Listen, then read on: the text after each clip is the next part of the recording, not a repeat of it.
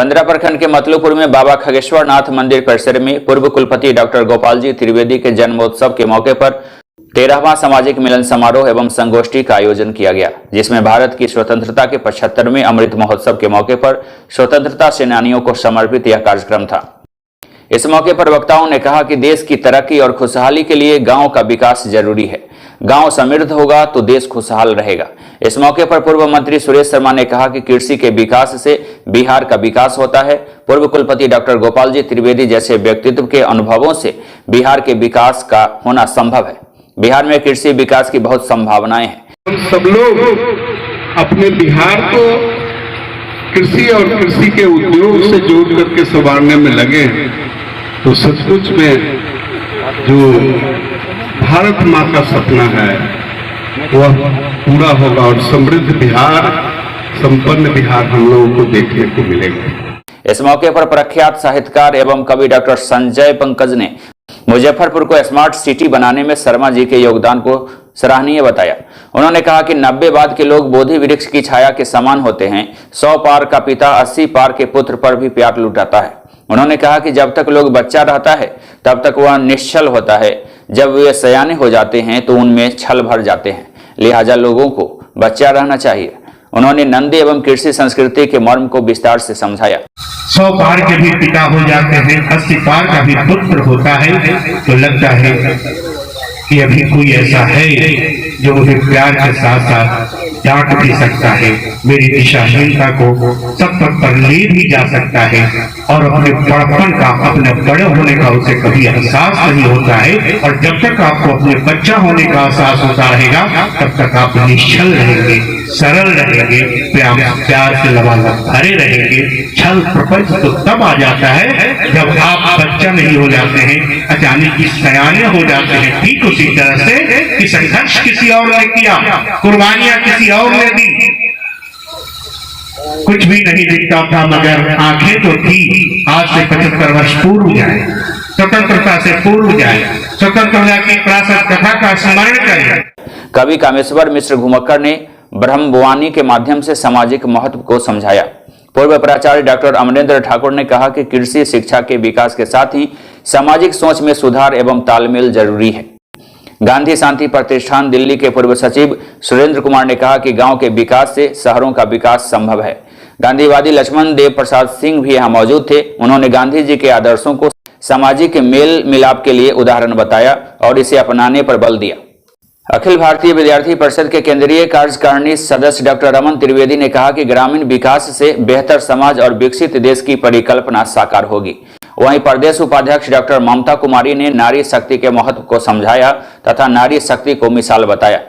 प्रांत संगठन मंत्री अजित उपाध्याय ने डॉक्टर त्रिवेदी को व्यक्ति नहीं व्यक्तित्व बताया और उनके अनुभवों से समाज एवं बिहार के उत्थान की संभावना पर बल दिया। संस्कार के माध्यम से लोकमत का निर्माण करें और उस लोकमत के निर्माण से ही लोकतंत्र हमारा सुदृढ़ होगा, तभी जाकर के वह लोकतंत्र लोक कल्याणकारी होगा।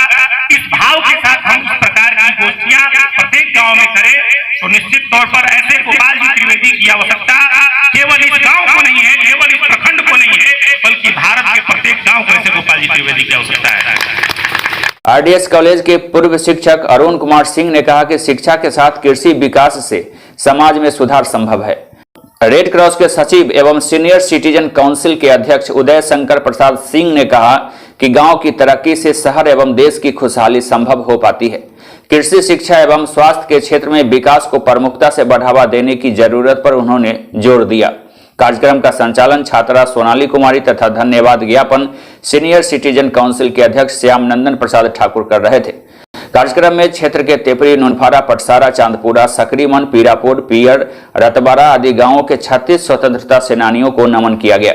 आपको बता दें कि विचारों के मंथन से कई सारांश निकले। वक्ताओं ने यहाँ कहा कि यह उगते हुए सूरज का देश है। वैदिक ऋचाएं हमें ऊर्जान्वित कर रही है। प्रकृति की गोद में बैठकर हमें आनंद उठाने की जरूरत है। वक्ताओं ने कहा कि हम जाति में जब तक जीते रहेंगे हम मातृभूमि की अहमियत को नहीं समझ सकेंगे। कोई किसान यदि धरती को संवारने की चिंता एवं काम करता है तो वह पीएम से कम नहीं है। स्वतंत्र भारत में कोई एक किसान अगर धरती को संवारने की चिंता करता है तो उसकी औकात किसी प्रधानमंत्री से कम नहीं है। वह भी राष्ट्रवाद की प्रमुख भूमिका के साथ होता है, क्योंकि वह धरती के साथ है, वह धरती का स्वाद बचाता है। वक्ताओं ने यह भी कहा कि शिव पार्वती कृषि संस्कृति के मिसाल थे। उनके हल चलाने, खेत के उपक्रम, शंख बजाने, इसके बाद की बारिश, खेती की अहमियत आदि पर चर्चा प्रेरक रही। शिव पार्वती के साथ आकाश मार्ग से जा रहे थे, अचानक उनकी दृष्टि धरती की ओर गई तो देखा कि एक किसान हल जोत रहा है। शिव ने पार्वती से कहा कि नीचे चलने की जरूरत है, देखो इस हठी किसान को, मरेगा तय है, क्योंकि जब तक मेरा शंख नहीं बजेगा वर्षा नहीं होगी, अन्न नहीं उपजेगा, कुछ भी नहीं होगा, हवा नहीं चलेगी, प्रदूषण से भरा सब कुछ हो जाएगा। लेकिन इसकी जिद देखो कि आज ही हल चला रहा है। दोनों उतरे, किसान के पास गए, कहा कि तुम्हें पता है कि मैंने शंख बजाना बंद कर दिया है? कहा कि बिल्कुल मुझे पता है। तो शंख बजाना बंद कर दिया तो बादल नहीं बनेगा, खेत जोत कर क्या करोगे? बंजर तुम्हारी जमीन हो जाएगी। कहा कि इसलिए नहीं जोत रहा कि मेरा खेत बंजर हो जाएगा, मैं जानता हूं कि कुछ भी नहीं होगा। आपने शंख बजाना बंद कर दिया है, बादल नहीं बनेगा, वर्षा नहीं होगी, मेरा मरना तय है।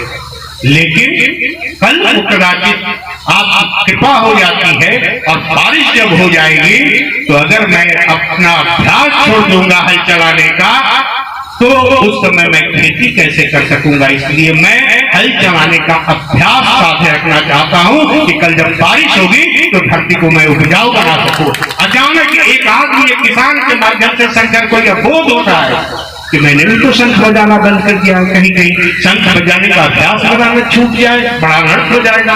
उसी समय पार्वती ने झोली से निकालकर शंख दिया कि प्रभु अब बजाओ, देखो कि बजा सकते हो या नहीं। एक दो बार तो टाटा फिक्स हो गया, लेकिन लगातार कोशिश करते रहे उस किसान को देखकर, और जब शंख बजा तो बादल भी बना, बादल भी उमड़ा, झमाझम बारिश हुई और एक धरती के पुत्र ने, किसान ने उनकी सिमटी आंखें खोल दी। किसान की यह भूमिका होती है। यह भी समझाया कि किसान के पीछे शिवत्व, कृष्णत्व होता है। नंदी कृषि संस्कृति के उदाहरण एवं संपोषक बताए गए। इस दौरान तमाम अनाम व्यक्तित्व को नमन किया गया एवं उनके अहमियत को समझाया गया। वक्ताओं ने नेताजी शब्द पर जमकर कटाक्ष भी किया। कहा कि आजादी का असली मतलब वही समझ सकता है जिसने गुलामी किया हो। परदेसी क्या समझे आजादी के मतलब। कितने घर लूट गए, कितने माँ की ममता लूटी, तब फिर यह देश आजाद हुए। स्वतंत्रता मिली है लेकिन अभी मनुष्यता नहीं मिली है। बिना मनुष्यता कहीं, बिना मनुष्यता कहीं स्वतंत्रता फली नहीं। स्वतंत्रता मिली अभी, मनुष्यता मिली नहीं। स्वतंत्रता मिली अभी, स्वतंत्रता मिली अभी, मनुष्यता मनुष्यता मनुष्यता मिली नहीं। स्वतंत्रता मिली अभी, मनुष्यता मिली नहीं। मनुष्यता मिली नहीं, मनुष्यता